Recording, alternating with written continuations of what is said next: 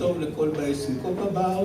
לא כל כך רואה אתכם, כי הזרקור הזה מסנוור אותי, אבל אני מניח שאתם כאן. וכדי שלא תירדמו שם מאוחרת, אז אני גם אשאל אתכם שאלות מדי פעם. אז כמו שמתן אמר, שמי עופר עציון, ואני אדבר איתכם על פרדוקסים ועל בינה מלאכותית ועל רובוטים וכל מיני דברים שלא ברור מה הקשר ביניהם. אז קודם כל, מתן, כשהוא יצר את האירוע בפייסבוק, אז הוא שם שם תמונה של רובוט מפחיד כזה, שרירי, רובוט שנועד להילחם באנשים. אז כנראה הבנתי שאצל מתן, התדמית של רובוט זה משהו מפחיד. אני חושב שחלק גדול מהאנשים שותפים לדעה הזאת. אז אני שמתי רובוט אחר.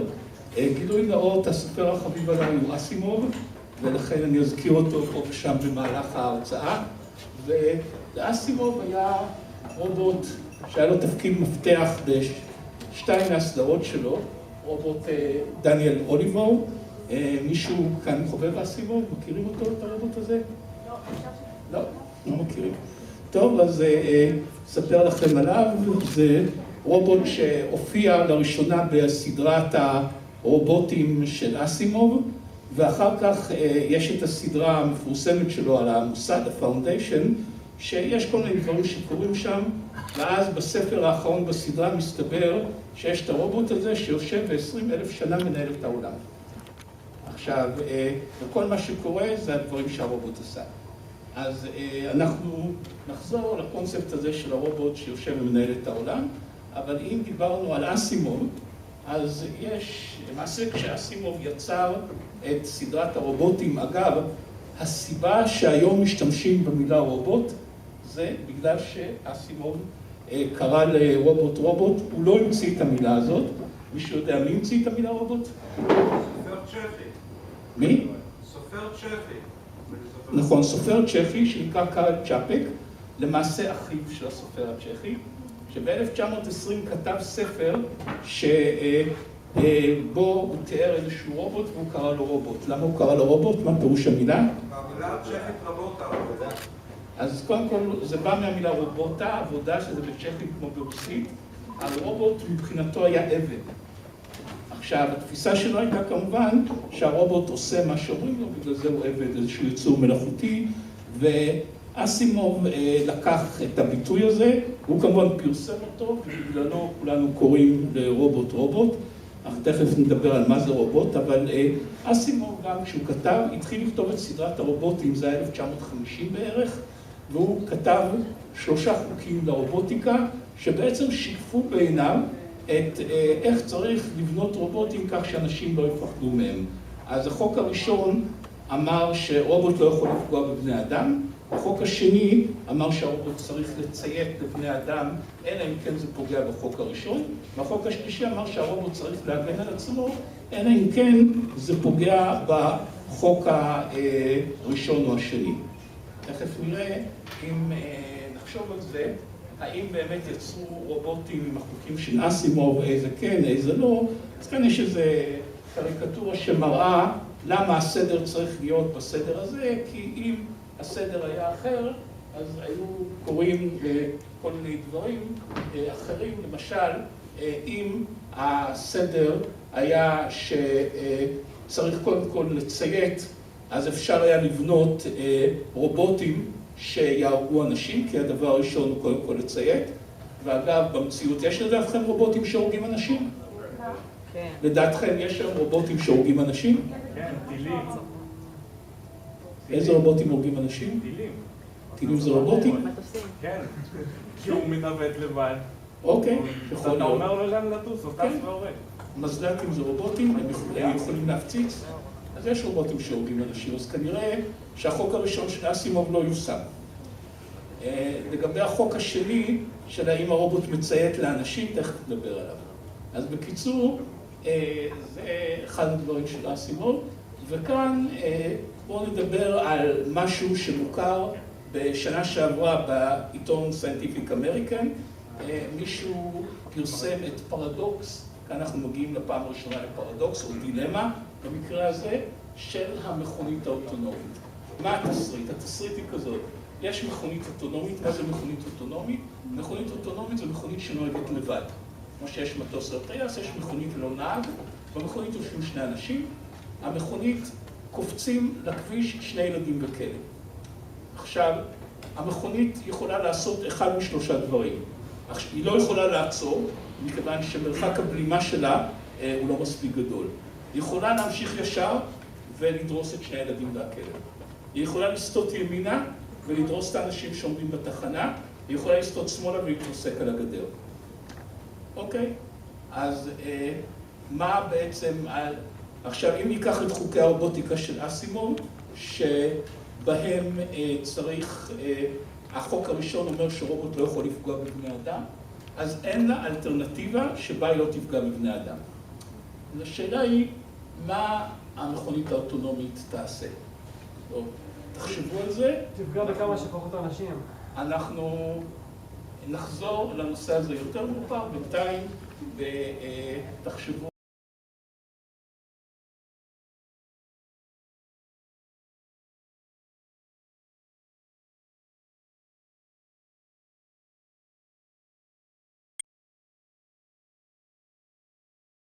מישהו מזהה אותם? מישהו יודע מי הם? אז בואו נתחיל. אז זה למטה, אז זה מלמטה, אז מה אנחנו יכולים להגיד עליו?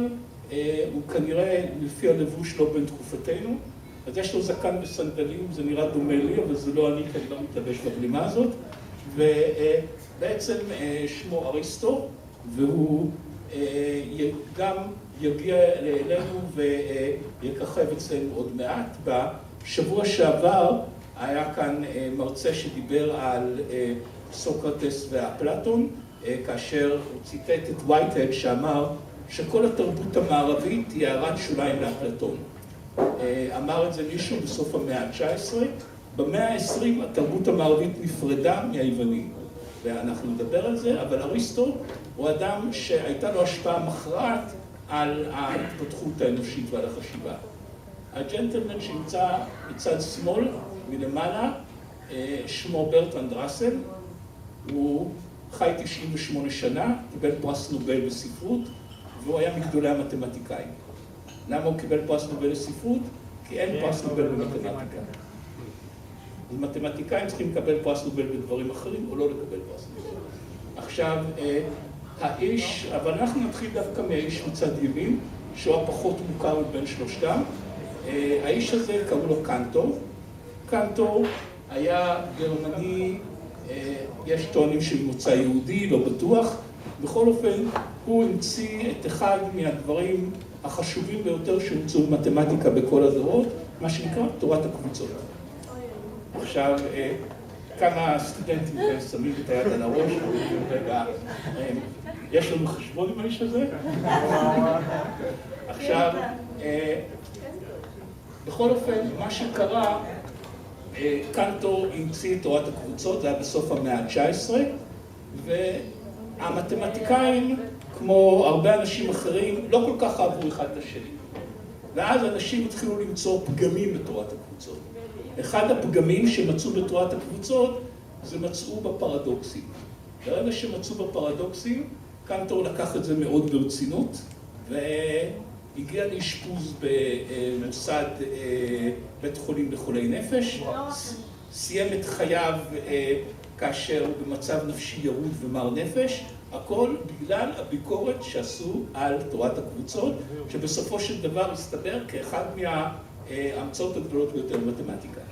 עכשיו, מי שאנחנו נדבר על אחד המבקרים שלו, שזה ראסל, ראסל ביקר אותו, אגב, לא מתוך זה שהוא רצה להחריב את תורת הקבוצות, להפך הוא רצה דווקא לשפר אותה, אבל פרדוקס ראסל הוא אחד מהדברים הידועים ביותר כשאנחנו מדברים על פרדוקסים, ותכף נסביר, נקשר את הפרדוקסים לנושא של הרובוטים, כי אתם שואלים איך זה קשור, הוא בסבלנות. אז בעצם ראסל, פרדוקס ראסל, יש לו שתי גרסאות, יש לו למעשה 3 גרסאות. יש לו את הגרסה המתמטית של קבוצת הקבוצות שאינן מכילות את עצמן בתוך איבר, אבל זה קצת יותר מסובך להסביר, אז בואו נסביר את זה בשתי הגרסאות העממיות. הגרסה האחת היא גרסת הספר. בכפר יש ספר, הספר מגלח את כל מי שאיננו מתגלח לבד. עכשיו, כל מי שבכפר איננו מתגלח לבד. עכשיו, הספר עצמו גר בכפר, לכן בואו נחשוב על הספר. אם הספר מגלח את עצמו, אז הוא שייך לאלה שמגלחים את עצמם, ולכן הספר איננו מגלח אותו, לכן הספר, אם הספר מגלח את עצמו, הספר איננו מגלח את עצמו. אבל אם הספר איננו מגלח את עצמו, הוא שייך לקבוצת אלה שהספר מגלח אותם, ולכן הספר, אם הספר איננו מגלח את עצמו, הוא מגלח את עצמו, יוצא שהספר מגלח את עצמו אם ורק אם הוא איננו מגלח את עצמו. זה פרדוקס ראסל. עכשיו, הפרדוקס הזה,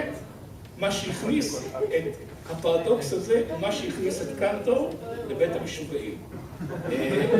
וזה לא מצחיק, מכיוון שתכף נבין, כי אתם יכולים להגיד, אוקיי, מצא פרדוקס, מה הסיפור, מה הביג-דיל? תכף נבין מה הביג-דיל, אבל לפני זה, לראסל הייתה עוד גרסה אחרת, שהיא גרסת הספרן, לא הספר, משהו יותר אינטליגנטי, אז בואו נראה אם אני זוכר את זה. יש לנו ספרן משועמם, שיש בספרייה ביבליוגרפיה. ביבליוגרפיה זה ספר שכותב, שבו יש אזכורים בספרים בתחום מסוים. נניח, ספר שמתאר את כל הספרים שעוסקים בפרדוקסים, ספר אחר שמתאר את כל הספרים שעוסקים בביולוגיה מולקולרית, ספר שלישי שמתאר את כל הספרים שמדברים על בן גוריון וכן הלאה. אז הספרן לקח את כל הביבליוגרפיות ואמר, יש ביבליוגרפיות שמצטטות את עצמם, כי סך הכל הביבליוגרפיה היא גם ספר בנושא, ויכול להיות שמישהו יכניס גם את עצמו בביבליוגרפיה. יש כותבים יותר צנועים שלא מצטטים את עצמם, כי הביבליוגרפיה לא חייבת להכיל את כל הספרים בנושא. זאת אומרת, בואו נשים את הביבליוגרפיות שמצטטות את עצמן בארון הזה, בואו נשים את הביבליוגרפיות שאינן מצטטות את עצמן בארון השמאלי, ועכשיו הספרן גם גמר להיות משועמם מלסדר את הספרים, אמר בוא נעשה עוד משהו. אני אכתוב ספר שהוא מכיל בתוכו את כל הביבליוגרפיות שנמצאות בארון השמאלי, אלה שאינן מצטטות את עצמם. עכשיו, מה הדילמה?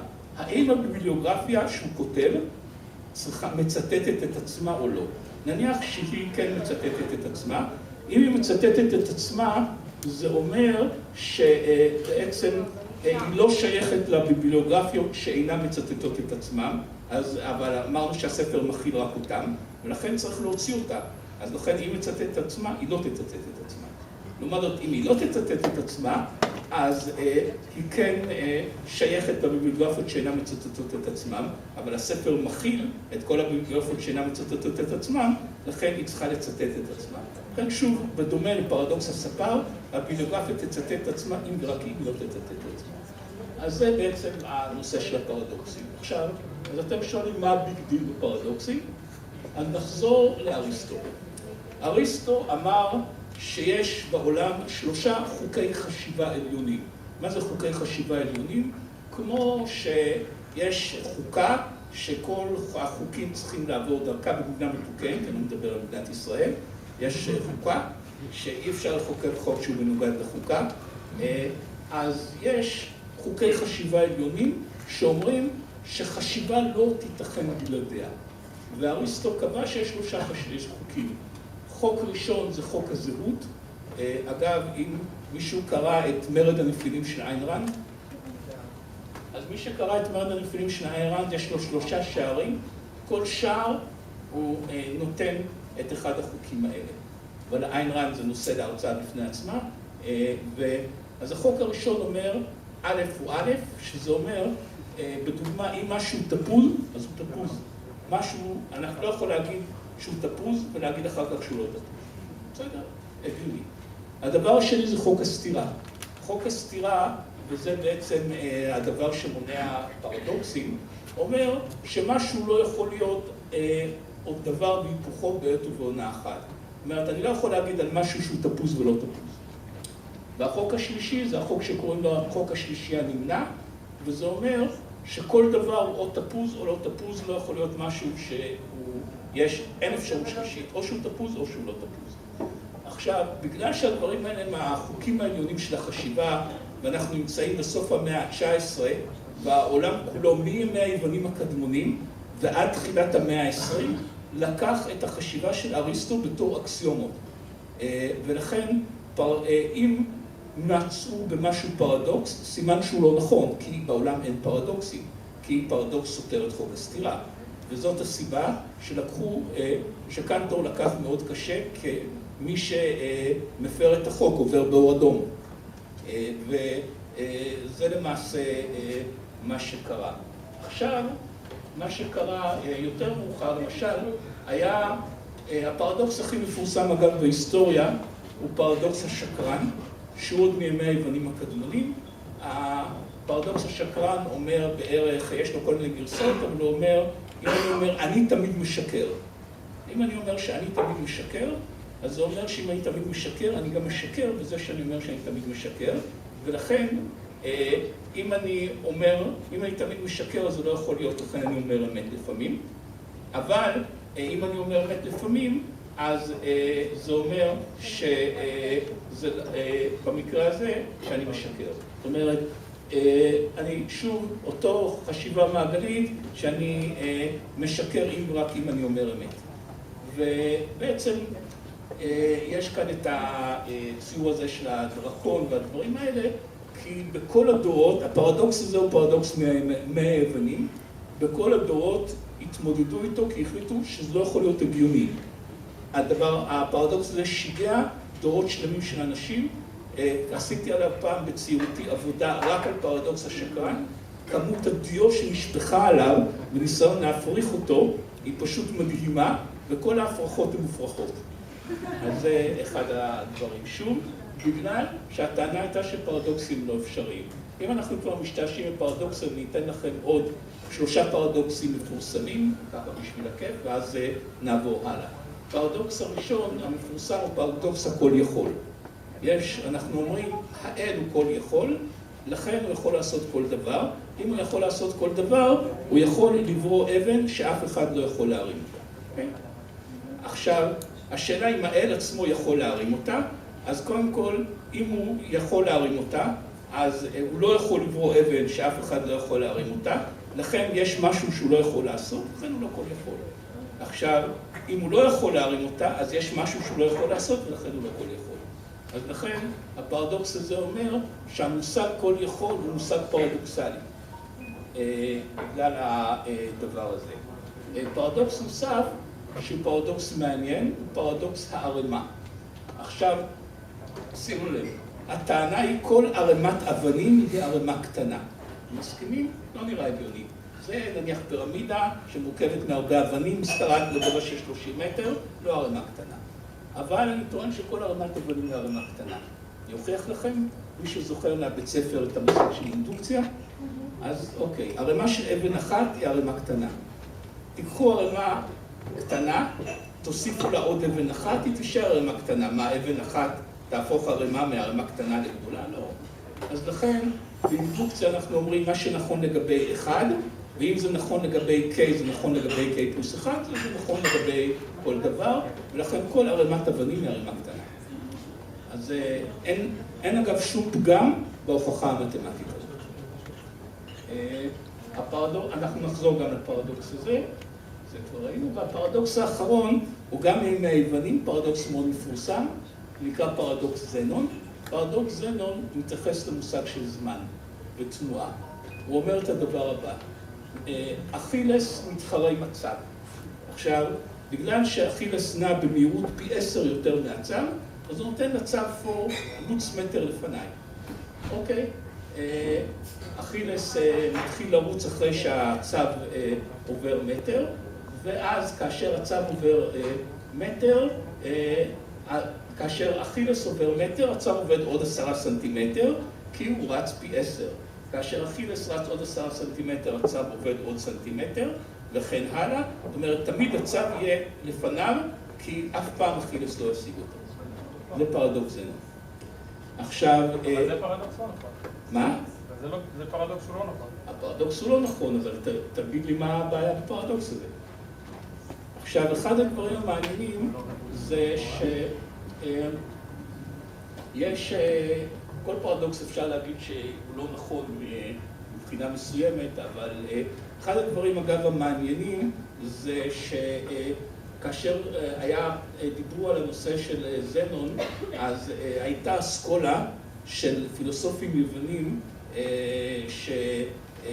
שפירמנדס היה בולט ביניהם, זנון היה אחד מהם, שטענו שכל מושג התנועה ובעקבותיה כל מושג הזמן הם אשליה.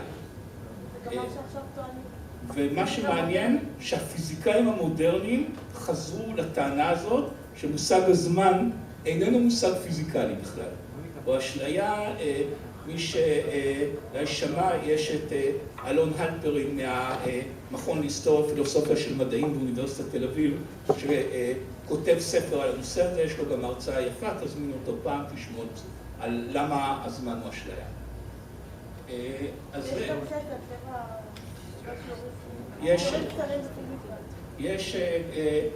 יש כמה ספרים של מדע פופולרי שכתבו בדיוק על הנושא הזה של The End of Time. למה בעצם הזמן הוא מושג שלא קיים. אז לא ניכנס עכשיו לפיזיקה, אבל זה קשור לפרדוקסים. עכשיו, לנושא של פרדוקסים וכדומה, אז אני אציג לכם עוד בן אדם שחי איתנו עוד היום, הוא בן 87 או 8, קוראים לו נואל בלנאפ, אחד מגדולי הלוגיקנים של ימינו. עכשיו, בלנאפ, יש לו כמה עבודות מפורסמות, אחת מהן מתייחסת למשל לאיש מן המאדים. אז מה זה איש מהמאדים? הבאתי לכם 3 אנשים מהמאדים, תבחרו מי החביב עליכם, ומשל האיש מהמאדים אומר ככה, מגיע איש ממאדים, האיש הזה יש לו דבר אחד, הוא לא מסוגל לראות צבעים. ולכן, כדי לדעת מה הצבע של דבר מסוים, הוא צריך לשאול אנשים או כל דבר אחר שכן רואים צבעים. לכן, נניח שעומד לפניו שולחן, והוא לא יודע מה הצבע של השולחן, הוא יודע שהוא בצבע אחיד, הוא לא יודע מה הצבע של השולחן, ולכן הוא צריך לשאול אנשים מה צבע השולחן. אז הוא שואל את האיש הראשון, נניח שהוא שואל, הוא מנחש שהשולחן אדום, והוא שואל אותו, הוא שואל את האיש הראשון אם השולחן אדום, הוא אומר לו בטח. ואין לו מידע אחר, ואז הוא אומר, השולחן הוא אדום, בסדר. עד כאן אנחנו בסדר. עכשיו, הוא שואל, נניח, התחלנו סיפור חדש, איש אחר ממאדים מגיע, שואל מה הצבע של השולחן, ואז מגיע ביגברד ואומר, מה פתאום, השולחן הוא צהוב כמו השמש. אז קודם כל יכול להיות שהוא בעצמו לא רואה צבעים, יכול להיות שאנחנו מדברים על שולחן אחר, אבל בכל מקרה, לגבי השאלה האם השולחן הוא אדום, במקרה הזה, כשזה המידע היחידי שיש לו על העולם, אגב, שימו לב, זה בכלל לא חשוב אם המידע הוא נכון או לא, חשוב שזה הדבר היחידי שהוא יודע על העולם. ברגע שזה הדבר היחידי שהוא יודע על העולם, ובגלל שהאדם היחידי או הייצור היחידי שהוא פגש אומר לו שהשולחן הוא צהוב, אז הוא ייתן את התשובה לא. עד כאן אנחנו עם אריסטו. זאת אומרת, אריסטו אמר שכל דבר הוא כן או לא, השולחן יכול להיות או אדום או לא אדום, ולא חידשנו כלום. ואז כאן בעצם בלנאפ נותן את החידוש שנתנו לפניו. נניח שמגיע עוד אחד, אלמו, אני חושב, ושואלים אותו בשולחן האדום, הוא אומר, אין לי מושג, אני בעצמי לא רואה צבעים. עכשיו, כאשר המידע שיש בידיו הוא שאין לו מושג, זאת אומרת, הוא לא יודע, הוא בעצמו לא רואה צבעים, מישהו שואל גם לא יודע, אז למעשה אנחנו צריכים כאן ערך שלישי, הוא לא יכול להגיד שזה נכון, הוא לא יכול להגיד שזה לא נכון, אז הוא אומר, אני לא יודע. זאת אומרת, צריך להיות גם ערך אמת בעולם, מעבר ל-true or false, שאומר, אני לא יודע. והאמת היא שהמשל של בלנאפ על האיש מהמאדים, הוא לא רק האיש מהמאדים. כי אם אנחנו מסתכלים על אנשים אצלנו, יש הרבה דברים שאנחנו לא יודעים. זאת אומרת, אם אנחנו רוצים לתאר את העולם רק בשחור לבן, בהכל נכון או לא נכון, אז זה יחטא למציאות, כי במציאות יש הרבה דברים שאנחנו לא יודעים. לכן, החוק השלישי של אריסטו, שאומר שלישי נמנע, הוא חוק לא נכון. מחקנו את החוק הזה, ואמרנו, יש לפחות 3 ערכים. עכשיו, בא בלנאפ ואומר ככה. נניח, כשהוא שואל, עומדים ארני וברט, אחד אומר שהשולחן אדום, אחד אומר שהשולחן ירוק. הוא לא יודע להחליט, הוא לא יודע שברט מדבר שטויות, זה לא משנה אם השולחן עצמו הוא אדום, ירוק או צהוב. המידע שיש לו הוא ששולחן אדום והשולחן ירוק, יש לו מידע סותר, הוא לא יודע להחליט, ואז מה התשובה שהוא ייתן? שלמיטב ידיעתי השולחן היא אדום, וגם השולחן לא אדום, כי מישהו אחד אמר ככה, מישהו אחד אמר ככה, ואני לא יכול להחליט. ולמעשה, מה שבלנק אמר, שאנחנו צריכים 4 ערכי אמת. אחד זה true, השני זה false, הרגילים, השלישי זה none, שאנחנו לא יודעים, והרביעי זה both. כאן נותן את טבלאות האמת, זה לא כל כך חשוב מה הקשרים ביניהם, אבל הרעיון הוא שבעצם על ידי הערך של ה-none הוא מוריד את החוק השלישי של אריסטו, על ידי הבוס הוא מוריד את החוק השני של אריסטו, ובעצם כל החוקי החשיבה של אריסטו מתמוטטים. אגב, בלנק מוטט את החוק השני, את החוק השלישי פה מוטט לפניו. אבל לא פייר, אני לא מבין למה זה נגד אריסטו. אריסטו אמר שמשהו יכול להיות תפוז או לא תפוז. מה? אריסטו אמר שמשהו יכול להיות או תפוז או לא תפוז. אז הוא אמר מה אתה יודע עליו. אז הטענה, שאלה טובה, הטענה של בלנק היא שמה שקיים ברמה המטאפיזית, אם זה דבר הוא תפוז או לא תפוז, זה בכלל לא משנה, כי מה שמשנה זה מה שאנחנו יודעים. ברגע שאנחנו לא יודעים אם משהו תפוז או לא תפוז, אז זה לא משנה אם זה תפוז או לא תפוז, כי הכל הוא יחסי ונמצא בנקודת המבט. אגב, הפיזיקאים בתחילת המאה ה-20, שהתחילו להסתכל על מכניקת הקוונטים, אז הגיעו למצב שזה גם לא ברור, משהו גם יכול להיות דבר והיפוכו. זאת אומרת, גם הפיזיקאים הגיעו למסקנה שהעולם האריסטוטלי הוא לא מדויק. אז שוב לא ניכנס לדברים האלה, אבל הטענה המרכזית של בלנק היא שמה שמעניין זה לא מה שקיים בעולם המטאפיזי, זאת אומרת העולם האמיתי, הוא לא מעניין, כי אנחנו לא יודעים מה זה העולם האמיתי. מה שמעניין זה מה שאנחנו יודעים. אגב, אם אנחנו מסתכלים גם על נושא של, נקשר את זה לבינה מלאכותית, אז גם מבחינת המחשב, זה לא משנה מה קיים בעולם, זה משנה מה המחשב חושב שקיים בעולם. יש כמובן, יש עוד אחד שלא שמתי את התמונה שלו, שנקרא לוטפי זאדה, שהוא עדיין חי ובן 96, הוא המציא משהו שנקרא לוגיקה עמומה, קוואזי לוגיקה.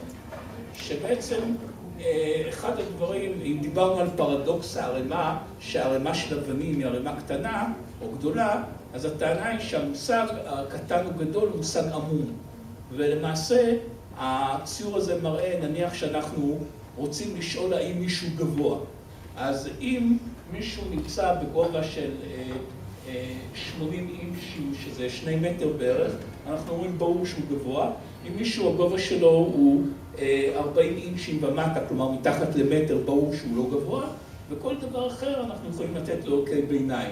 כאשר ערכי הביניים יכולים להיות במישור הרציף, זאת אומרת להגיד שהוא 0.17 גבוה, או אם אנחנו רוצים להישאר במרחב הבדיד, אנחנו יכולים להגיד שמכאן עד כאן נקרא לזה ככה, מכאן עד כאן נקרא לזה ככה, וזה למעשה המושג של הלוגיקה העמומה. שימו לב שאם אנחנו מדברים שהוא גבוה ב-0.4, זה לא אומר שההסתברות שהוא גבוה היא 0.4.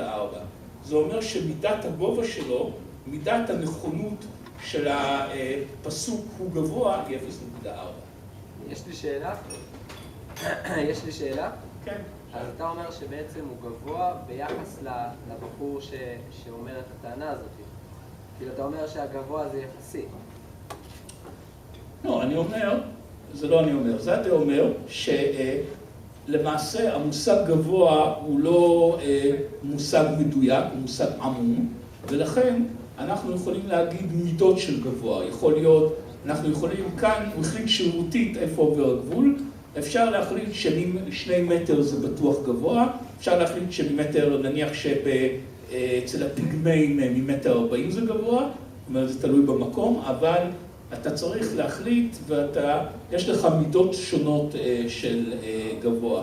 כמו שאתה יכול להגיד, כששואלים אותך מישהו אם אתה רעב, אז יש מידות שונות, אני מת מרעב, אני מאוד שבע, ככה באמצע אני מוכן לנשנש משהו. אז זה בעצם לוגיקה עמומה, והיא עומדת היום בבסיס של הרבה דברים שקורים. אז בואו נחזור לרובוטים. קודם כל, אני אישית מעדיף את הביטוי מערכת אוטונומית, מה שרובוט זה ביטוי יותר מדעי, אבל בלשון העממית קוראים רובוט להמון דברים. קודם כל, מה זה מערכת אוטונומית? אז מערכת אוטונומית זה כל דבר אוטונומי, דבר שעושה משהו לבד. אז יש לה, אם אנחנו נשווה את המערכת האוטונומית לגוף האדם, אז קודם כל יש את הנושא של חישה. מערכת אוטונומית צריכה לחוש. לנו יש 5 חושים, ראייה, שמיעה, טעם, ריח ומישוש.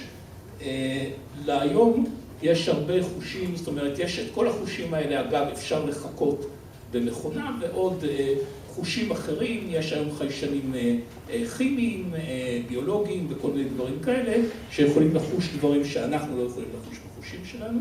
אגב, דברים שאנחנו יכולים לחוש, למשל, הנושא של ראייה, זה נושא שגם אצל האדם הנושא של הראייה הוא מאוד מורכב, וגם הנושא של הראייה המוחשבת הוא נושא מאוד מורכב, במיוחד הפענוח של הראייה, אבל היום יש התפתחויות מאוד חזקות בנושא הזה. בלי ראייה ממוחשבת אי אפשר לעשות מכונית אוטונומית או כל דבר אחר.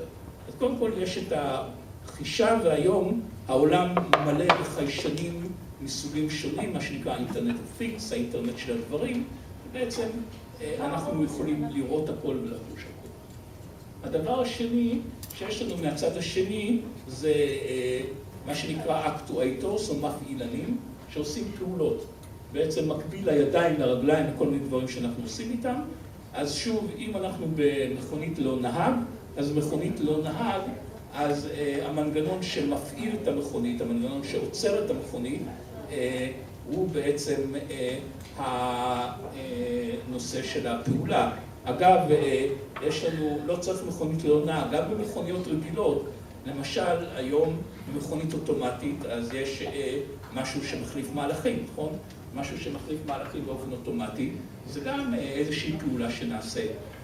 אם יש היום נושאים שקשורים לבקרת רמזורים אוטומטיים, אז החלפת האור ברמזור זה גם פעולה, זאת אומרת, זה פעולות שנעשות בעולם האמיתי, אבל אלה הדברים היותר פשוטים. הדבר היותר מסובך זה להבין את התוצאות של מה שחשים. מה זאת אומרת להבין את התוצאות?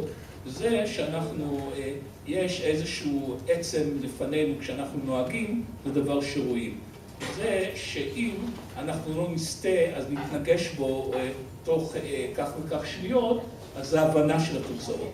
זאת אומרת, יש את הנושא של להבין מה אנחנו רואים, שזה בעצם נושא מאוד חשוב במערכות אוטונומיות, והנושא השני זה קבלת החלטות בזמן אמת.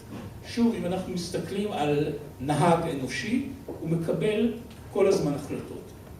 רובם באופן בלתי מודע, כי אנחנו נוהגים ובאותו זמן מדברים בטלפון ומקשיבים לרדיו ועושים כל מיני דברים, אבל באותו זמן אנחנו מקבלים הרבה החלטות. גם הנהג האוטומטי, כלומר, המכונית האוטונומית, מקבלת החלטות. ההחלטות האלה בדרך כלל צריך לקבל אותן בזמן אמת, כי זה אומר שאם אין זמן להריץ איזושהי תוכנית אופטימיזציה מורכבת שתרוץ עוד שעתיים ותגיד לנו אם עכשיו לפנות ימינה, צריך לעשות את זה עכשיו. ולמעשה, התחום של בינה מלאכותית הוא תחום שעוסק בשני הדברים האלה. עוסק בעוד דברים, אבל לצורך העניין שלנו, אנחנו משתמשים בבינה מלאכותית כדי להבין את התוצאות. אנחנו משתמשים בבינה מלאכותית גם כדי לקבל החלטות בזמן אמת. ואנחנו משתמשים בזה היום בצורה שונה בשנים האחרונות מאיך שהשתמשנו בזה פעם, וזה חלק מהעניין. עכשיו, החישה מספקת לנו נתונים רועשים. מה זה נתונים רועשים? נתונים רועשים זה אומר שיש רעש בנתונים. ולמשל, גם היום כאשר אנחנו רואים תמונה, אז בעצם יש רעש בתמונה הרבה פעמים. נניח רואים תמונה בתנאי תאורה לא טובים, כמו שאני רואה אתכם, אז אני לא ממש רואה אתכם, אני משלים בדמיון את זה שאני חושב שאני רואה חלק מכם, בגלל שלמוח יש מנגנון שמסנן רעשים בתמונות. היום באמצעות בינה מלאכותית, ועוד נדבר על זה, אז הנושא של סינון רעשים בתמונות הפך להיות נושא שיש בו התפתחויות מאוד מרעישות. כאן יש שקף ש-IBM הוציאו לפני כמה שנים, שמדבר על מה המידע בעולם. המידע בעולם פעם, לפני שנים, כל המידע בעולם היה ממערכות מידע ממוחשבות של חשבונאות ורכש ומלאי ומשימות וכאלה דברים, ומאז התפתחו עוד 3 סוגים של מידע. אחד זה ה-Voice over IP, זאת אומרת שיחות טלפון שנעשות על המחשב צוברות הרבה מידע, שה-NSA מקשיב לכולו ועוד כל מיני כאלה. הדבר השני זה הנושא של הרשתות החברתיות. היום יש, נדמה לי, 2 מיליארד אנשים פעילים בפייסבוק, ש1.2 מיליארד מהם נכנסים לשם כל יום ומרעיפים בהגיגיהם על העולם, וזה רק רשת חברתית אחת, יש עוד כאלה. אז מסתבר המון מידע, שחלקו וידאו, חלקו קול, חלקו טקסט וצירופים ביניהם, שנמצא שם, אבל עולה על כולם הנושא של המידע החיישנים. זאת היום העולם מרושת בחיישנים, מרושת במצלמות בכל מקום שהוא, ויש, אנחנו נדבר עוד מעט, יש אפילו חיישנים בתוך גוף האדם, בחלק מהמקומות, ובעצם רוב המידע בעולם זה רק הולך ומתגבר עם הזמן. רוב המידע בעולם, לא המידע הזה, רוב המידע בעולם מגיע לחיישנים, זאת אומרת, זה מה שאנחנו יודעים על העולם, יגיע מכאן. עכשיו, מה בעצם הבעיה עם הדבר הזה? שככל שאנחנו הולכים לכיוון הזה, המידע נעשה פחות מדויק ופחות ודאי. אנחנו יכולים להגיע, למשל, יש כל מיני דברים שאני אדבר כאן, השקף הזה אני לא אדבר הרבה, אבל הרעיון הוא שלמעשה אנחנו לא תמיד מדווחים לנו על תאונה, אנחנו לא בטוחים שהתאונה קרתה, אנחנו לא בטוחים איפה היא קרתה, אנחנו לא בטוחים מתי היא קרתה, ולמעשה כל מיני דברים שקיימים אנחנו לא בהכרח בטוחים בהם. אבל השקף הזה הוא יותר מעניין, שמדבר על למה יש אי ודאות. אז קודם כל האי ודאות יכולה להיות בגלל שיש איזושהי תקלה במקור. זאת אומרת, החיישנים בחלקם הם לא מדויקים. אגב, חלק מהחיישנים הם אנושיים. זאת אומרת, מישהו נניח עשו כבר ניסוי, נדמה לי שבמסגרת של איזשהו קורס בטכניון,